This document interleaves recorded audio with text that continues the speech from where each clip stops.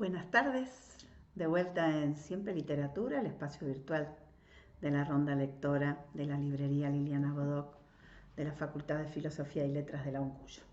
Estamos de vuelta en la lectura que habíamos iniciado ya la semana pasada, a pleno con los textos del 2021, La hija única de Guadalupe Nettel. Habíamos hablado un poco de esta autora contemporánea, que está muy vigente, que está participando en encuentros, en ferias del libro, llevando su obra.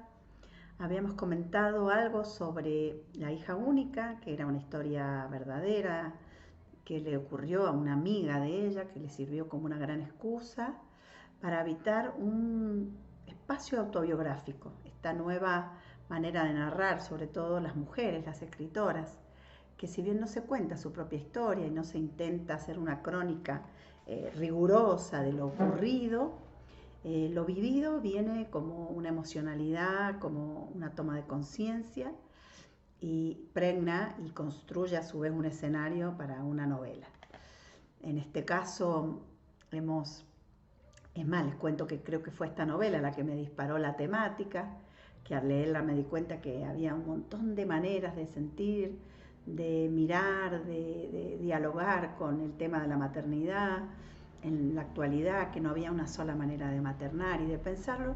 Y además me interesó mucho su forma de poetizar o de llevar a la literatura, a la ficción, esos resquicios, esos pequeños espacios donde se sienten las cosas de una manera muy espontánea, muy genuina, muy por fuera de ciertos mandatos, y que va haciendo de la escritura, de la narrativa de Nettel, una narrativa muy entretenida, muy atractiva, con temas que generan gran empatía, pero sin una emocionalidad desmesurada, con ningún regodeo ni en el dolor ni en la pérdida, sino como llenando de preguntas el camino, para que el camino de la maternidad, la no maternidad, la vida, la muerte, grandes temas de la literatura universal de muchos tiempos, se presente aquí, ¿no? Adentro de lo que se podría llamar o se llamaba alguna novela coral o alguna novela donde hay varias voces. Hay una voz narradora que además es el yo, ¿no? Está en primera persona esa narración, y qué tendencia quizás la perspectiva de Laura, ya la conocimos la semana pasada, quien está contando la historia, pero sin embargo ya le da lugar a las voces de las otras, de las personajes femeninas que con ella van ¿no? viviendo y sintiendo y haciéndose preguntas y llorando, y etcétera. La novela es muy dinámica, muy apropiada para la lectura en voz alta y en este espacio virtual, porque los capítulos están muy bien entramados, son muy ágiles. Esta división en capítulos tan neta también nos permite abrir y cerrar en este diálogo que hacemos a través de la pantalla. Sin embargo, recibo y ya he recibido y agradezco mucho, algunos los respondo y otros a veces no llego, todos los comentarios que en redes, en el propio canal de YouTube, me van haciendo llegar quienes leen, todas las personas que por ahí están siguiendo la lectura en voz alta virtual, Siempre Literatura, que la verdad por suerte son muchas, y eso nos tiene muy estimuladas y muy inspiradas, al equipo de extensión que me acompaña para que todas las semanas llegue a ustedes Siempre Literatura. Si les parece bien, como se suele decir, sin más que agregar, voy a lo mío, que es leerles este material. Me parece tan bonito. Sé que ya algunas se enamoraron, y eso me gustó, y esa fue la intención de la propia autora al leer el matrimonio de los peces rojos, ¿no? Ella, ese trabajo que hace, ese diálogo, analogía, contrapunto, tiene varios matices con el reino animal. Es parte de la obra completa de Guadalupe Nettel, es una clave de lectura. Se me ocurre que también debe ser una clave de escritura.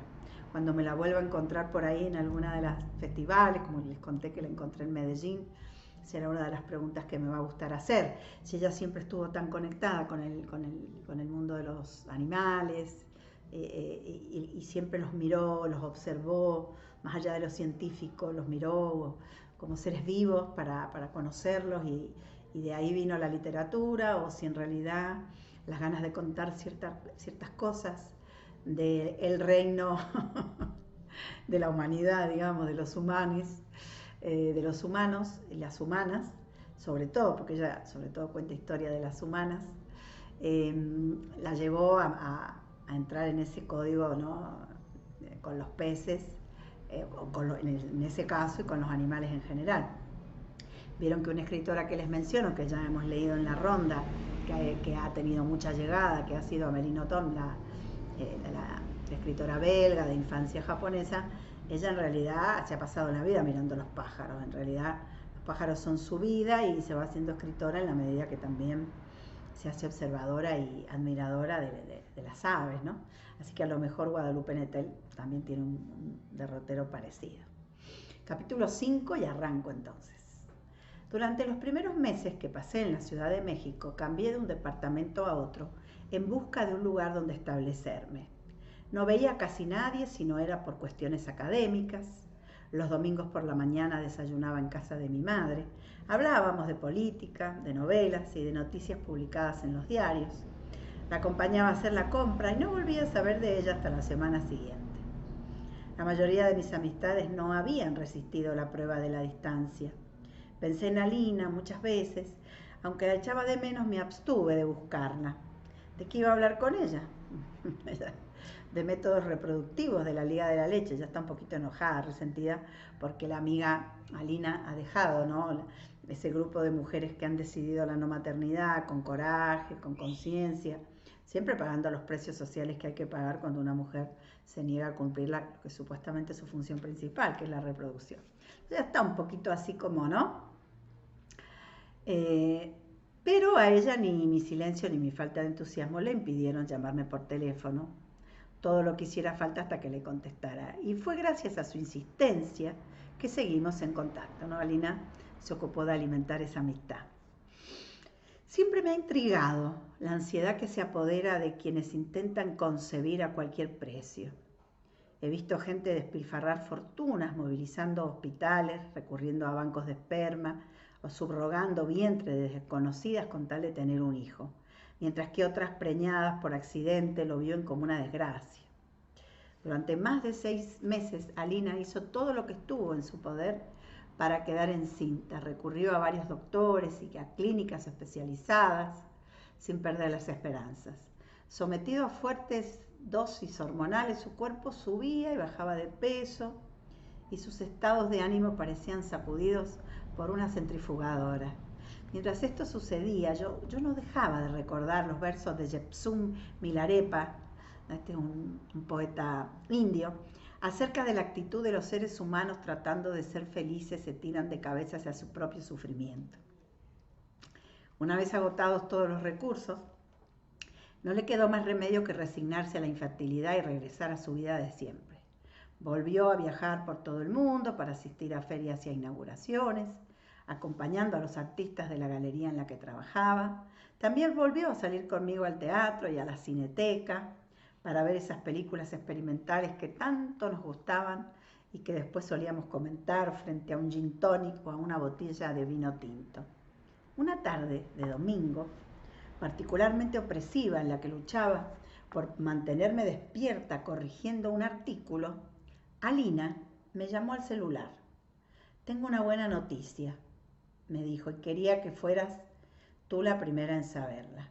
No necesitó explicar más, llevaba años de conocerla y me bastó con oír el tono de su voz para saber qué era lo que iba a anunciarme. Cuando por fin pronunció la palabra embarazada, sentí un salto en el pecho tan parecido al júbilo que me desconcertó. ¿Cómo era posible que me regocijara? Alina estaba a punto de desaparecer para unirse a la secta de las madres, esos seres sin vida propia que con grandes ojeras y aspecto de zombi arrastran cochecitos por las calles de la ciudad. En menos de un año se habría transformado en un autómata de la crianza. Dejaría de existir la amiga con la que había contado siempre, y yo estaba ahí del otro lado del auricular, felicitándola por eso. Hay que admitir que escucharla tan contenta resultaba contagioso. Aun si había militado durante mi vida entera para salvar a mi género de aquella carga, decidí no luchar contra esa alegría. Este capítulo me gusta mucho porque es un capítulo sobre el amor, ¿no? Que ningún prejuicio, ninguna decisión personal ¿no? Esto de que te permita tener un vaso comunicante, ¿no? Esta vieja grieta, ¿no? Estos viejos lugares duros donde uno se está de un lado, se está del otro, sin poder acceder a lo que siente. Finalmente esto es empatía, ¿no? Empatizar no es ponerse en el lugar del otro, porque uno muchas veces no puede ponerse en el lugar del otro.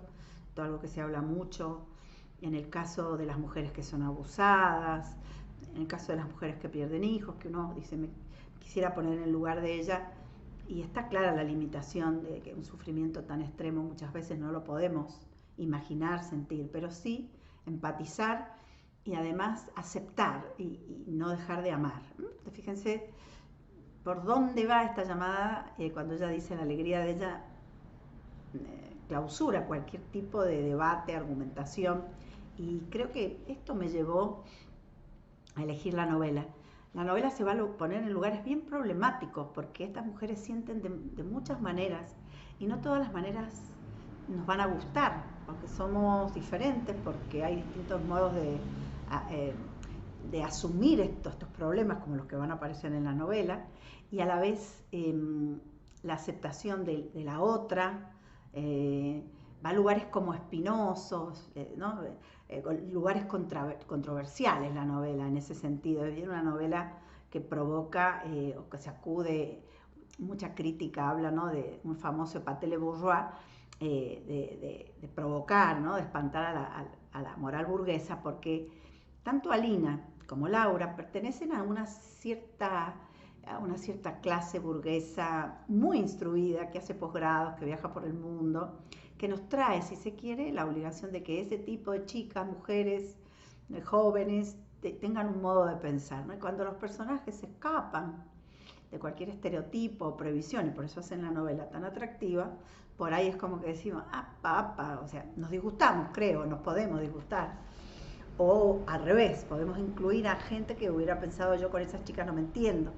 O sea, va desarmando amorosamente, suavemente, prejuicios, ¿no? Todo tipo de prejuicios, armados duros de prejuicios. ¿Vieron cuando yo les digo el aparato prejuicial con el que uno anda por la vida y se va valiendo de él para seguir siendo la que es?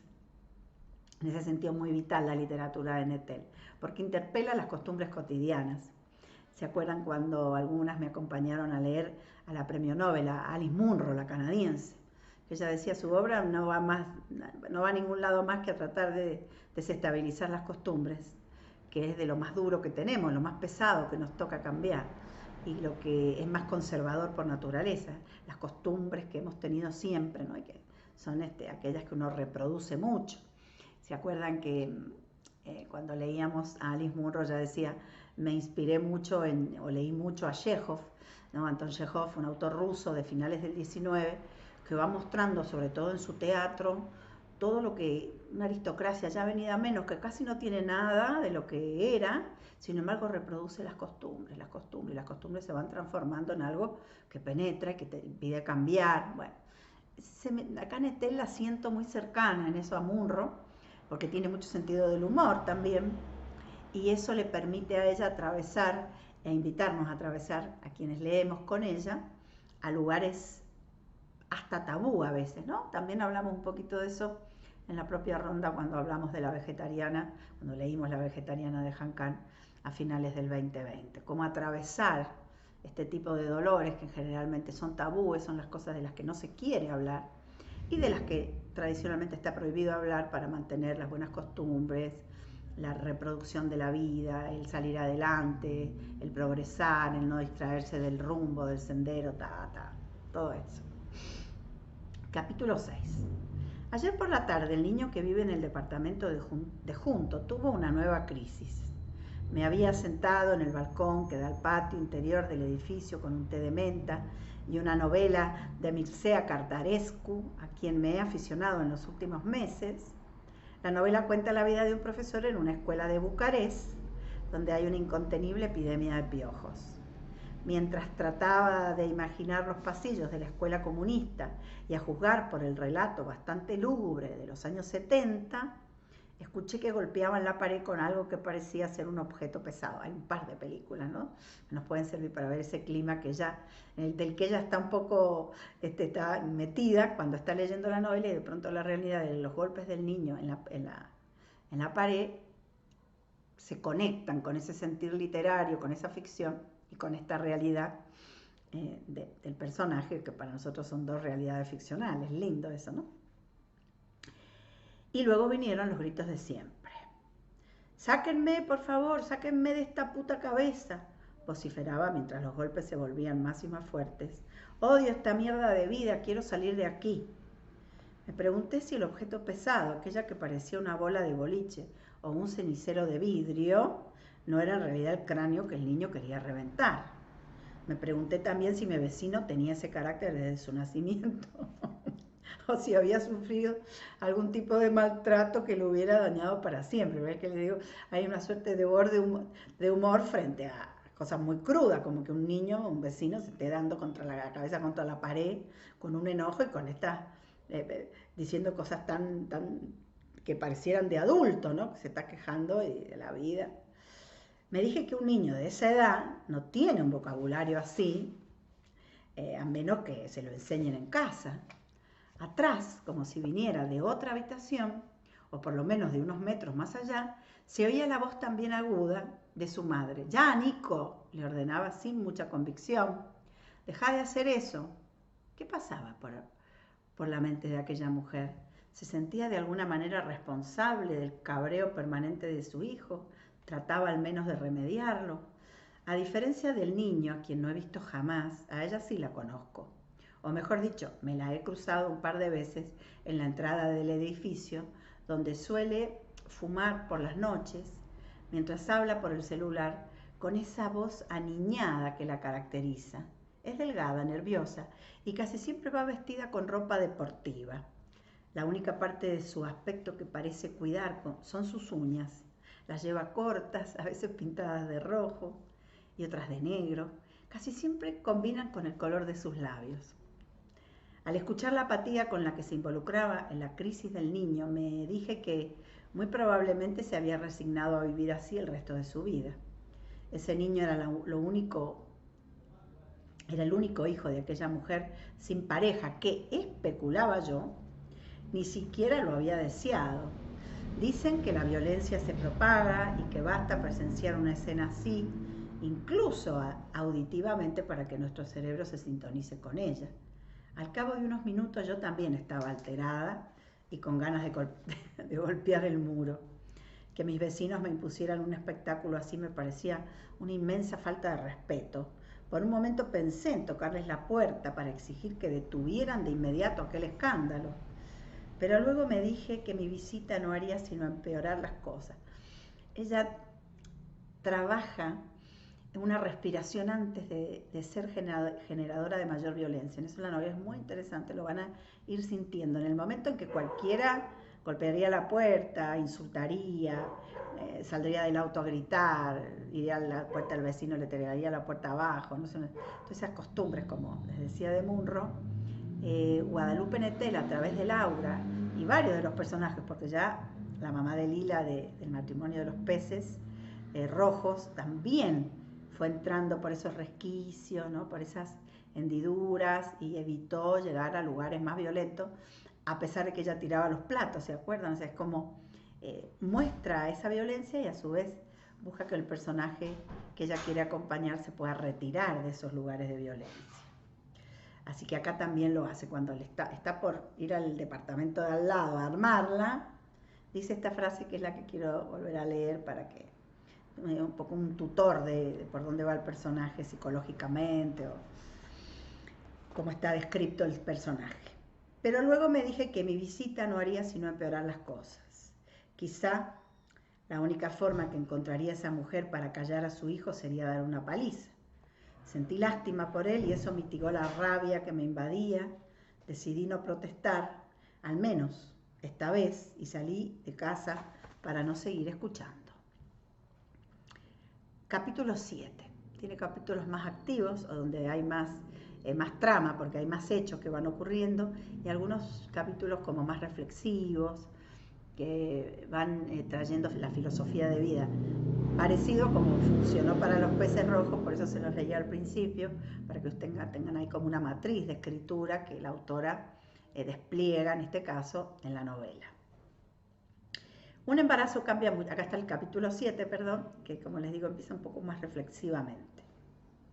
Un embarazo cambia muchísimas cosas. Antes incluso de dar a luz, la vida de Alina empezó a transformarse vertiginosamente. Debía excluir de su dieta el café y el cigarrillo, tomar ácido fólico y otros suplementos, acudir con frecuencia al ginecólogo, hacerse análisis de sangre, ultrasonidos. Entre ella y Aurelio adaptaron el departamento para recibir al bebé. Tras una larga investigación en mueblerías y en páginas web, compraron una cuna que les llegó por correo desde Dinamarca. Yo, mientras tanto, visité decenas de departamentos en alquiler en diferentes barrios de la ciudad, hasta que por fin encontré este, situado en el edificio del siglo XIX de la colonia Juárez, hermoso, soleado, con suelo de madera y no muy lejos de donde vive mi madre. Una oportunidad en términos de precio. Firmé el contrato enseguida, pero debía esperar un mes para mudarme hasta que terminaran de remodelarlo. Le pedí asilo a Alina, a sabiendas de que para ellos no era el mejor momento. Ambos aceptaron sin dudarlo ni un instante, como si se tratara de una obviedad. Apenas llegué a su casa, caí enferma. Probablemente mi cuerpo me estaba cobrando el precio de tanto estrés e incertidumbre. Tuve días y noches enteros bañada en fiebre. En mis pesadillas recordé las cartas del tarot que había visto años atrás. Aurelio y Alina aparecían atravesados por 6 espadas. El rostro del ahorcado, en cambio, estaba cubierto y, a pesar de mis esfuerzos, no lograba obtener ni un indicio acerca de su identidad. Todos esos días, Alina se ocupó de que tuviera comida y estuviera caliente.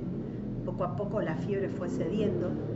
La mañana en que me sentí mejor, pasé un buen rato en internet buscando consejos para adornar mi nueva vivienda. No había nadie en el departamento. El sol daba luz agradable en el estudio. Sobre el escritorio estaba el acta de nacimiento de Alina y también el pasaporte color vermellón que le dieron cuando adquirió la natalidad francesa. Abrí la primera página para ver la fotografía y me pareció particularmente guapa. Nunca ha necesitado maquillaje, sus labios son carnosos, de color rosa oscuro y sus pestañas envidiablemente espesas. Pero no es eso, sino la seguridad en sí misma lo que la hace tan atractiva.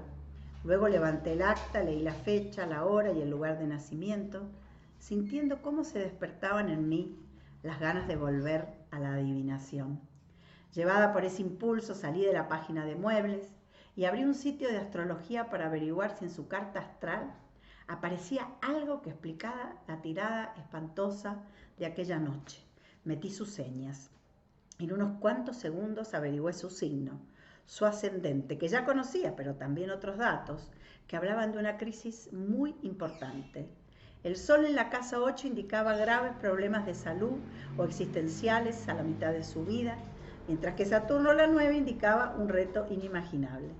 Esta posición de Saturno, advertía la página, se ve con frecuencia en las cartas, miren qué interesante, en la carta de los mártires.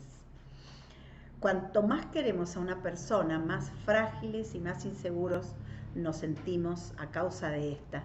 Comprendí lo importante que era la presencia de Alina en mi vida. Hay seres sin los cuales uno no se concibe en este mundo. Para mí Alina era de esas. Si desaparecía, una parte de mí se iría con ella.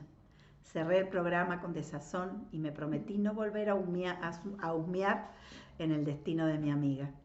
Cuando el departamento que alquilé estuvo listo, Aurelio y Alina convocaron a otros conocidos y entre todos me ayudaron a mudarme. Vino Lea, la marsellesa con esposo mexicano, Patricio, el bailarín, Lucía e Isabel, que trabajaban en la misma galería. Acá ya se configura el grupo de amigos, ya van a ver que es interesante porque proyecta sobre las personajes principales una concepción social, una forma de tribu también, ¿no? Todos mexicanas y mexicanos, pero que a su vez han viajado. tiene un lugar importante este grupo de amigos en lo que van sintiendo los personajes, en la forma en que van tomando la situación principal, ¿no? El hecho principal que se narra a través de la hija única. Casi todos los amigos que habían estado en París llegaron a conocerlo. Bebimos y bailamos como antes. Alina tomaba agua mineral con menta. Para entonces estaba empezando la semana 14 y ya mostraba algunos signos de su condición. Fui yo misma quien anunció su embarazo con un tono exultante ante los ojos atónitos de todas aquellas que me habían oído despotricar contra la maternidad. Un embarazo cambia ciertamente muchas cosas. Vieron que trabaja como un estribillo, retoma la primera línea del capítulo y no nos cuenta realmente hechos, salvo la semana 14 del embarazo de Alina, pero en realidad es como un viaje interior, a reflexiones, al contexto y a hacernos saber que Alina es indispensable, ¿no? Que es el ser, el gran amor de su vida, esta amiga, que su verdadero amor es Alina. Eso es muy bonito también, es un sesgo bastante contemporáneo de que las historias que protagonizan las novelas no sean necesariamente románticas desde el punto de vista de un chico y una chica, ¿no?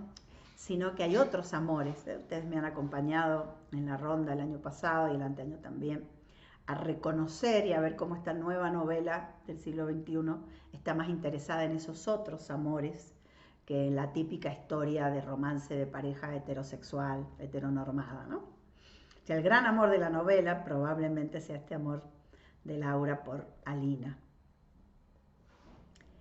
Y entonces retomo como estribillo. Un embarazo cambia ciertamente muchas cosas, también el vínculo que tenemos con la gente. Las amigas que habían decidido no tener hijos la miraban ahora de una manera distinta, como si fuera portadora de una enfermedad transmisible. En cambio, aquellas que lo deseaban y veían el tiempo cortarse le demostraban una admiración salpicada de envidia. Ignoro si alguna, además de mí, se alegraba genuinamente por ella. Capítulo 8. Después de la semana 16, el ginecólogo le prescribió a Alina un estudio estructural. Ven, fíjense aquí que, como les decía recién, les anticipaba quizás para ver el ritmo, el pulso de la novela. Están estos capítulos más reflexivos, más introspectivos, más confesionales, se puede decir, porque la narradora Laura, ese yo afectado en el sentido de atravesado por la maternidad de su amiga, por las preguntas sobre la maternidad, etc. Hay algunos capítulos en los que va narrando más, hace una narrativa de hechos, de acontecimientos, y otros en que se introspecta. Acá tenemos un capítulo, el 8, trabaja con los pares y los impares. Es bonito de ver cómo ella equilibra mucho eso dentro de la novela. Después de la semana 16, el ginecólogo le prescribió a Alina un estudio estructural, también conocido como ultrasonido en 3D, durante el cual se toman medidas de todos los huesos del feto, se supervisa el desarrollo de los órganos, gracias a un equipo muy sofisticado que filma el interior del útero. Para realizarlo, Alina debía cruzar la ciudad hasta la zona de rascacielos inteligentes que hay en Colonia Santa Fe, un barrio que a mí no solo me parece distinto a la Ciudad de México, sino al planeta mismo. Busquen por ahí imágenes, ¿no?, de la Colonia Santa Fe en México y van a ver. El consultorio estaba en el piso 18 de un edificio con grandes ventanales que ofrecían la vista panorámica de una villa miseria. Antes de nosotros había 3 parejas, pulcras y refinadas, con anillo de matrimonio. Reparé en Alina y en mí, en nuestras fachas, más que casuales desarregladas, en nuestro pelo que parecía competir para ser el más revuelto. Le propuse al oído que fingiéramos ser una pareja de lesbianas, pero esa tarde ella no parecía dispuesta a seguirme la corriente.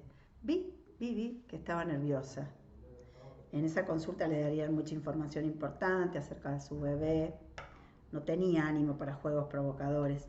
Quizás echaba de menos a Aurelio, que en ese momento tenía cita con un galerista británico interesado en su trabajo y no había podido acompañarla.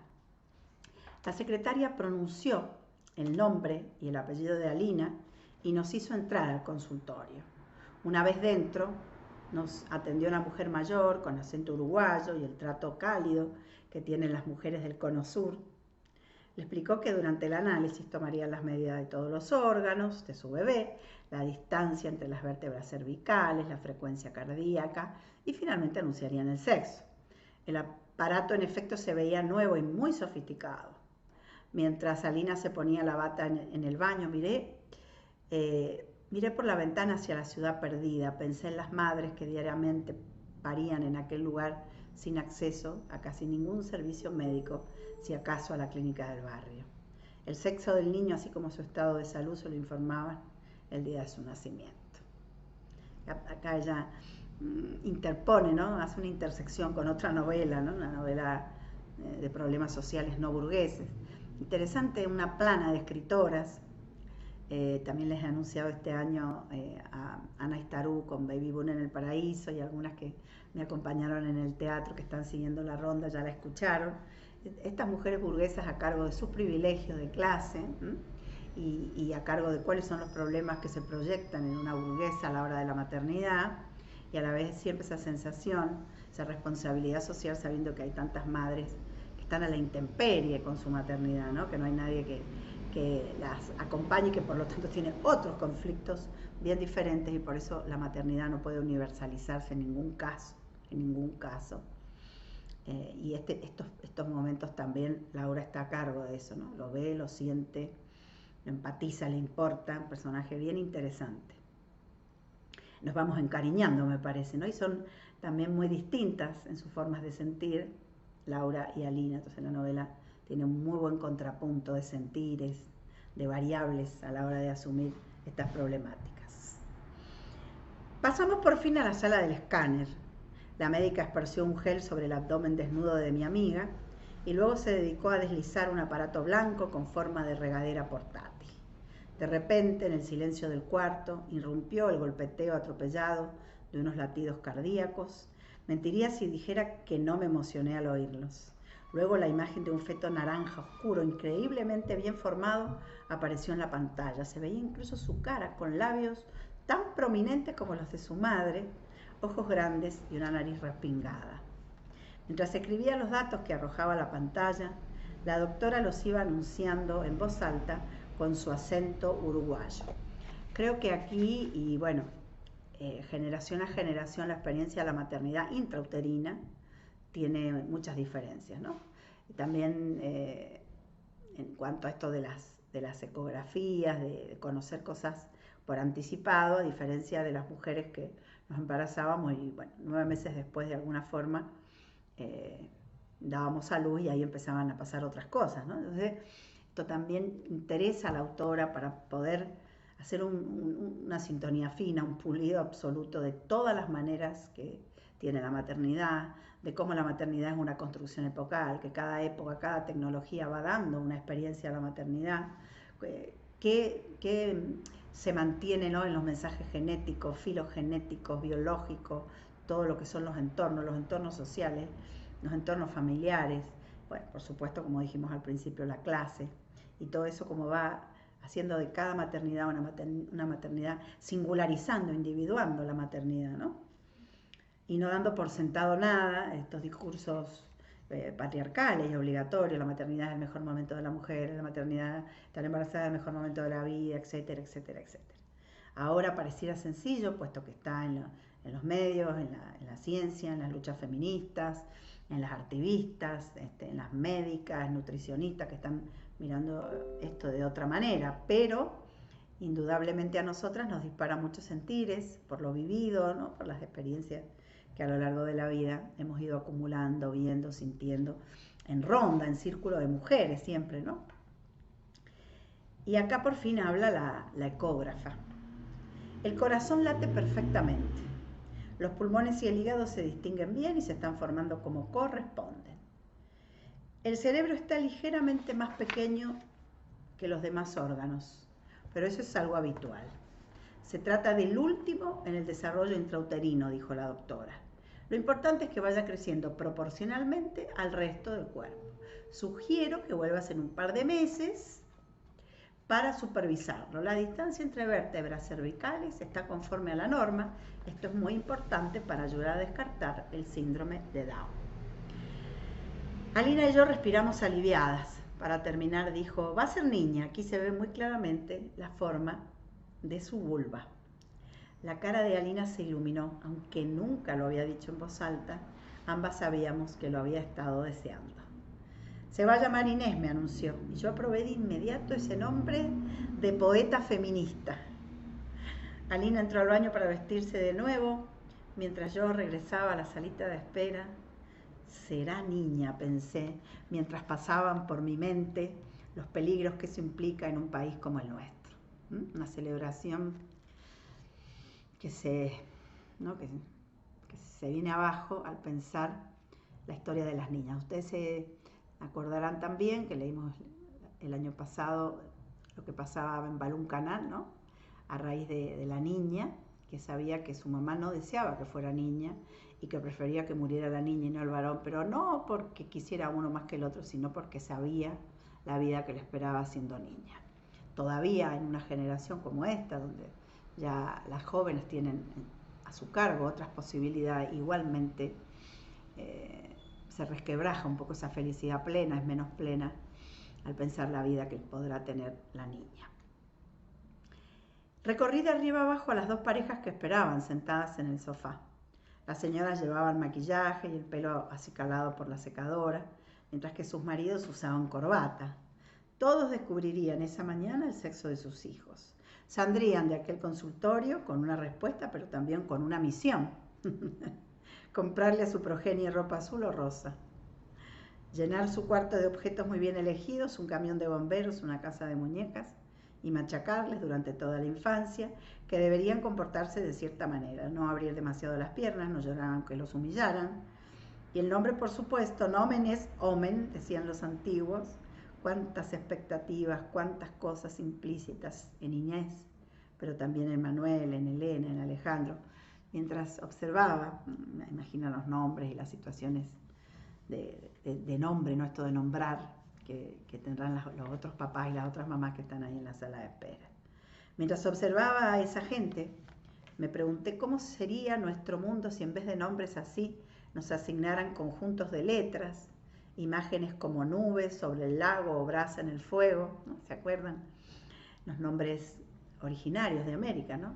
Que tenían estas descripciones, eran distintas las formulaciones de los nombres. Y nos dejaron a nosotros mismos, nos dejaran a nosotros mismos decidir qué géneros elegir o inventarnos. Me pregunté finalmente qué ocurre cuando un niño nace con un sexo doble o ambiguo, y si años más adelante, una vez que los médicos, con la venia de sus padres, amputaron o clausuraron para siempre el sexo descartado, ese niño se niega a asumir el género que le asignaron arbitrariamente. Alina salió por fin del baño con la misma sonrisa triunfal sobre los labios. Va a ser niña, le espetó a la secretaria. Y aquella mujer desconocida fingió alegrarse por ello mientras cobraba la consulta. Estábamos en el mes de enero, las tardes eran frías, pero soleadas y daban ganas de pasear entre los árboles. Le propuse a Alina caminar por el parque que había junto a su casa antes de despedirnos. Desde el anuncio de su embarazo, el futuro se había vuelto un tema recurrente. Algunas veces hablábamos de la educación más adecuada y la escuela que desde entonces había elegido. Esa tarde, en cambio, nos centramos en el parto. Alina tenía 36 años, había sufrido una cirugía en la matriz a causa de unos miomas y por lo tanto su médico le aconsejaba que se hiciera una cesárea. Yo había leído que el parto natural ayuda al bebé a adquirir los anticuerpos de la madre, que facilita la respiración pulmonar, pero Alina confiaba mucho en su ginecólogo, al que conocía desde la adolescencia. Era él quien se había encargado del tratamiento de fertilidad, con resultados lentos pero evidentes. A diferencia de muchas amigas nuestras, Alina no tenía opiniones definidas acerca del parto natural, tampoco sobre la lactancia. Si el médico aconsejaba una cesárea, no había nada que discutir al respecto. Además del ultrasonido en 3D, le había insistido mucho en que se hiciera la amniocentesis, un examen invasivo recomendado a mujeres mayores de 35, que consiste en insertar una aguja en la placenta y sustraer líquido amniótico con el fin de analizarlo. Más preciso que la translucencia nucal, este examen permite determinar con menor rango de error los indicios del síndrome de Down. Esa tarde, mientras circulábamos en taxi hacia su casa, me contó que había decidido no hacérselo. No tenía ganas de perturbar la gestación de su bebé en una forma tan violenta. ¡Charán! Bueno, creo que ya en esta entrega han podido conocer la novela, por dónde va la novela, cómo va la novela, cómo se lleva la novela y cómo está realmente metida en el universo femenino por completo, ¿no? Toda la experiencia de la maternidad con todos sus matices. Ella acá de alguna forma discute, observa todos los discursos posibles, los discursos más tecnológicos, los discursos médicos, la biopolítica, la biomedicina, los mandatos sociales, los deseos, ¿no? Todo lo que sucede en el cuerpo, la cantidad de variantes como la libertad, ¿no? En esta clase burguesa a la hora de decidir la maternidad sí, la maternidad no, la forma del parto, en fin, todas estas posibilidades afortunadamente que hemos ido conquistando, de las que hemos ido reconociendo, a su vez también nos hacen muy responsables de todo lo que ocurre y cómo ocurre, y también un poco de eso va a ir la novela, ¿no? De estos sentires, del lugar que nos toca a la hora de vivir sorpresas inesperadas respecto del embarazo, el parto y la maternidad.